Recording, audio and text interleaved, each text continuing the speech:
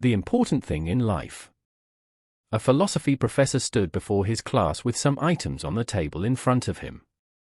When the class began, wordlessly he picked up a very large and empty mayonnaise jar and proceeded to fill it with rocks, about 2 inches in diameter. He then asked the students if the jar was full. They agreed that it was. So the professor then picked up a box of pebbles and poured them into the jar. He shook the jar lightly. The pebbles, of course, rolled into the open areas between the rocks. He then asked the students again if the jar was full. They agreed it was. The professor picked up a box of sand and poured it into the jar. Of course, the sand filled up the remaining open areas of the jar. He then asked once more if the jar was full. The students responded with a unanimous yes. "Now," said the professor, "I want you to recognize that this jar represents your life.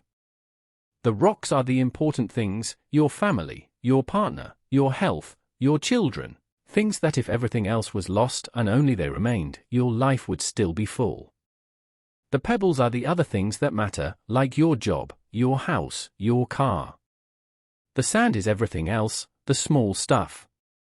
If you put the sand into the jar first," he continued, "there is no room for the pebbles or the rocks. The same goes for your life.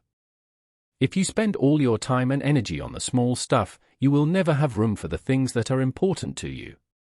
Pay attention to the things that are critical to your happiness. Play with your children. Take your partner out dancing. There will always be time to go to work, clean the house, give a dinner party, or fix the disposal. Take care of the rocks first, the things that really matter. Set your priorities. The rest is just sand."